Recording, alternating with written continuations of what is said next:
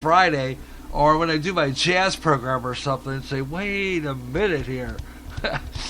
I don't know. Some bookies are probably calling other bookies and say, did you hear this wrestling on here? Okay, I'm going to leave that alone for a minute, and I'm going to head into one more segment, because I'm not going to end the show without giving a little bit, and I'll probably play just a little bit of this, because I want to do a little bit more yet before I quit. Len Casper is interviewed by a program called Hot Stove about Ernie Banks. Now, you know, he just died this past weekend. Ernie Banks, great baseball player. Ernie Banks, let's see here. I'm going to go up to this. Ernie Banks. Where is it? It's under saved, so it could be here. Let me see if I have anything on Ernie Banks here. I know I did. I thought I put something up.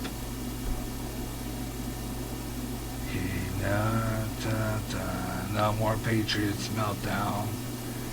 Okay. Alright. Let's see. So maybe I had it somewhere, but maybe I didn't. I thought I had posted something about Ernie Banks.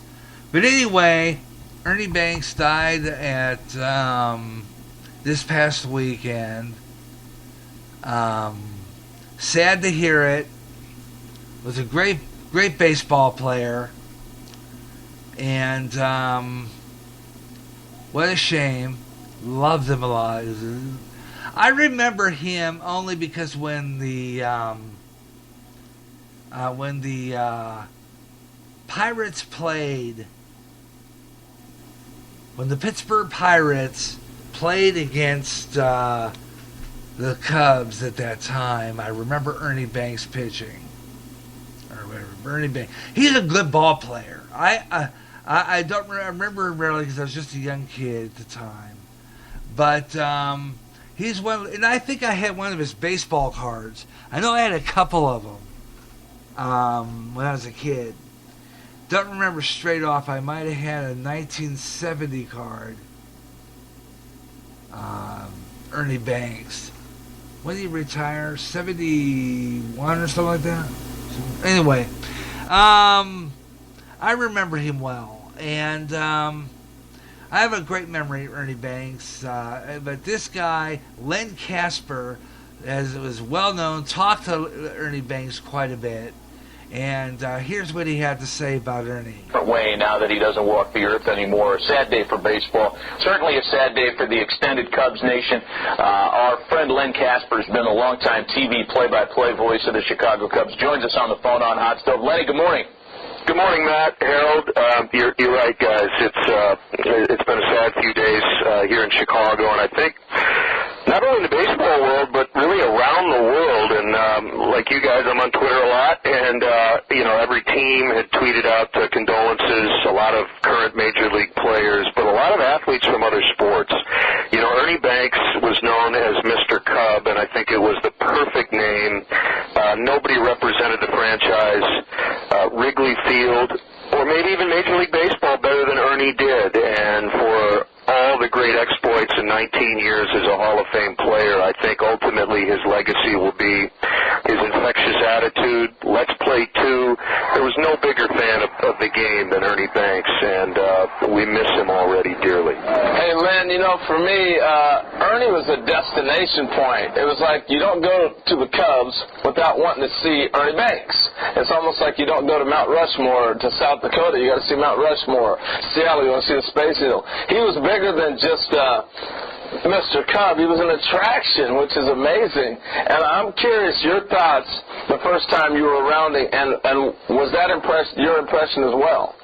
No question, Harold, and I think as strange as it is to say, his career ended in 1971, so it's been, almost 45 years since he last played a Major League game. So there's a couple of generations of fans who actually don't realize how great a player he was, and I say that because he refused to talk about himself. You know, he was as modest a Hall of Famer as you would ever meet. The one story, I guess, and I've been asked, is there one moment that stands out, and it's really hard to pinpoint one, but kind of going back to your question, Harold, this past year the Yankees made one of their rare trips to Wrigley Field, and Derek Jeter spent probably 20-25 minutes on the field chatting with Ernie, and I thought that was a really great moment of a couple of Hall of Fame caliber guys, and it would have been fun to kind of eavesdrop on that conversation. He just, as I said, was such a positive person and touched so many lives in such a great way.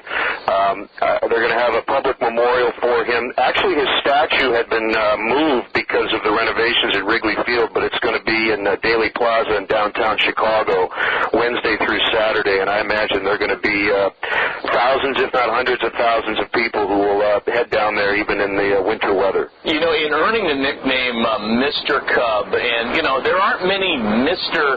franchises. Tony Gwynn, Mr. Padre. I mean, these are names bestowed upon players for a reason. They've spent their entire career there, and there were opportunities certainly for Tony Gwynn to leave. It was a different financial field when Ernie Banks played, and the free agent system certainly wasn't what it is now. In fact, it didn't even exist until very late in his career. Are there players you think today, Len, that look at that 19 years with one uniform and say, wow, wouldn't it be great if, or does the game's economic system just preclude anybody from even viewing their career the same way? I think guys do look at it and say to themselves, I'd like to be Mr. whatever team they're with. But I think what happens is that the guys who are really good get to 28 or 29, and usually the offer from somebody else is just too great. Mm-hmm. So they're probably, whenever we say there won't be another guy who'll spend 19 years with one team, there probably will, but it's becoming very rare. I did the math, and I'm not good at it, but there have been 140 years of Chicago Cubs baseball, right, going back to 1876. Ernie Banks made his debut in 1953 with the Cubs, so he's basically been associated with this franchise for 62 of the 140. And if you want to get out your calculator, that's got to be around, 40-45% of the entire franchise history. Ernie Banks. Wow. I didn't even think that he started that early, but when I look it up, I didn't realize it was that long that he played. So, I still probably had one of his baseball cards anyhow. Banks' name has been associated with it, so yeah, Mr. Cub is absolutely perfect. Well, that's a great way to quantify his impact for sure. Cool, pretty cool. Yeah. The impact he had, we always talk about him saying you want to play too, but it wasn't just a slogan. He meant it. I remember Instructional League, the impact he had on those young players. When you'd be hot, tired, worn out, he'd be like, hey man, it's a beautiful day out here. Yeah, I'm going to keep playing. He has this He's an enthusiastic player. Len, you spent more time around him certainly than I did, and perhaps you as well, Harold. The few occasions that I had to interact with Ernie Banks, he always made you think he recognized you. There's no way no way, but he always made you think, hey, maybe he remembered me from when I worked for the Huntington Cubs in 1990 as their short season A-ball play-by-play guy, and we went to Cubs Caravan together and sat on the bus for 5 minutes next to each other. There's no way he remembered you, but he always made you feel like he did. Maybe he did. I have two quick stories about Ernie's optimism. Number one, I think Billy Williams or Ronnie Sano had told me this. Was it Colt Stadium in Houston before they moved to the Astrodome? I think so, yeah. Yeah. They would tell me about how miserable a place that was because of the heat and humidity, and the clubhouse, no air conditioning, the whole deal, and Ernie was Ernie. And nobody could figure out how he could be so happy and so positive when guys were sweating through their wool uniforms before they even went out to the field. That's number one. And number two, the Cubs once had a doubleheader, and Ernie said, let's play 3. That's Ernie Banks. Lenny, thanks for your memories. Thanks for sharing some of your remembrances of such a fond character in our national pastimes history. Ernie Banks, after 19 years as a Cub and after many years on the planet, in that friendly confines in the sky, as I think it had been written in Chicagoland over the weekend. Len Casper joining us on Hot Stove. Len, thanks. Thanks for having me on, guys. Always a pleasure. And there you go, Len Casper, who's the announcer for the Cubs, on a program called Hot Stove, which I believe is on the in the Chicago market.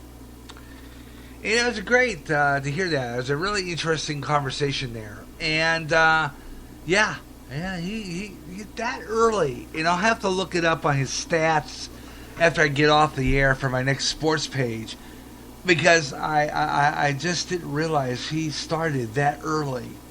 1953. And played clear to the 70s. So he had a good football, had a good life in baseball. Ernie Banks, well remembered. And you got Gary Rustin here. You're listening to GJRB Online as we're winding down our sports page for tonight. And once again, I want to thank Dave Baker for his response and commentary tonight, as he was talking about the football Deflategate and how the game will continue to play regardless of this strange situation. And what can I say, I mean, really. I mean, it's got to be the best. Got to get up early tomorrow morning. Got to get out there, and we're going to be doing our recording the last 7 days in the morning. So I'm going to wrap up this edition, our very first Gary J Sports page on GJRB. Some of our great sources include Yahoo Sports and Cubs, Cubs.com. And I'm Gary J. Rustin. Thanks a lot for tuning in. We had a great time doing the sports page tonight. And we'll do this again on an afternoon session, 2 to 4 p.m., February 10th, right here on GJRB Online. That's it for Sports Page. I'm Gary J. Rustin. Thanks a lot for listening. We'll see you soon. We'll talk to you on Friday for Gary J. for some great smooth jazz on Smooth Afternoon. Till then, have a great night, everyone.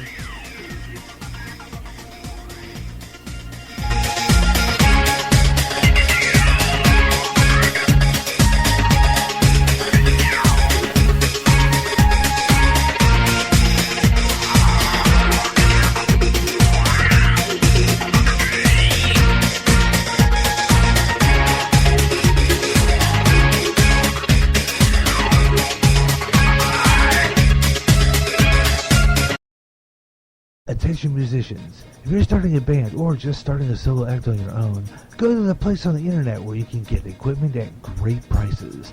HelloMusic.com. They have guitars, amps, mixers, and microphones, some at great low prices. Log on today and look at the equipment and the prices. www.hellomusic.com. Like them on Facebook for chances to win guitars, mics, and other band equipment. Remember the name, Hello Music. If you're a new emerging artist and want your songs out there, the place to go is Reverb Nation.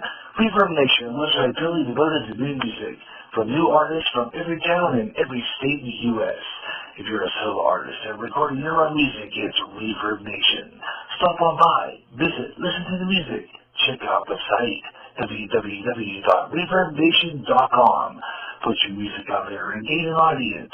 Go to Reverb Nation for the best in new music. And remember, if you like your songs played on GJRB Online is up and coming, drop me an email at GaryJ65@yahoo.com. And I'll be playing your song on all GJRB Online shows. Remember the name, Reverb Nation. Swing Time is back this spring on GJRB. This time the spotlight shines on Harry James. A child of circus performers, he started showbiz early with a desire for music at the age of 6. His trumpet sounds were the most popular of the early 40s. Harry James' story on Swing Time. Watch for it as a podcast uploaded Saturday, March 21st on GJRB's public site on Spreaker. Swing Time on GJRB.